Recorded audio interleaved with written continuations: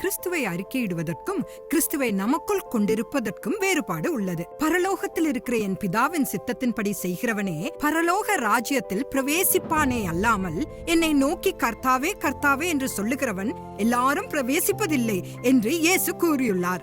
வேதம் இப்படிப்பட்டவர்களே தேவ பக்தியின் வேஷத்தை தரித்து அதன் பலனை மறுதளிக்கிறவர்கள் என்கிறது. இவர்கள் வெளிச்சத்தை பற்றி பேசினாலும் அதை கண்டிராத குருடர்கள். விசுவாசத்தை அறிக்கையிடுவதும் மறுபடியும் பிறக்கும் ஆவிக்குரிய மறுரூபத்திற்கு சமமாகாது. அநேகர் கர்த்தாவே கர்த்தாவே உமது நாமத்தினாலே தீர்க்க தரிசனம் உரைத்தோம், அற்புதங்களை செய்தோம் என்று கூறினாலும் இயேசு உங்களை நான் அறியேன் என்று பதில் தரலாம். இன்றைய காலகட்டத்தில் இது ஒரு மிக பெரிய ஆவிக்குரிய சீர்கேடாகும். இதை குறித்து யூதா கள்ள போதகர்கள் சபையின் அன்பின் விருந்துகளில் கரைகளாய் இருக்கிறார்கள் என்றும் 2 முறை செத்தவர்கள் என்றும் குறிப்பிடுகிறார். நாம் கிறிஸ்துவை வெறும் உதடுகளினால் அறிக்கை செய்கிறவர்களாக அல்ல, அவரை நம் வாழ்வில் முழுமையாக கொண்டிருக்கிறவர்களாக வாழவே அழைக்கப்பட்டிருக்கிறோம்.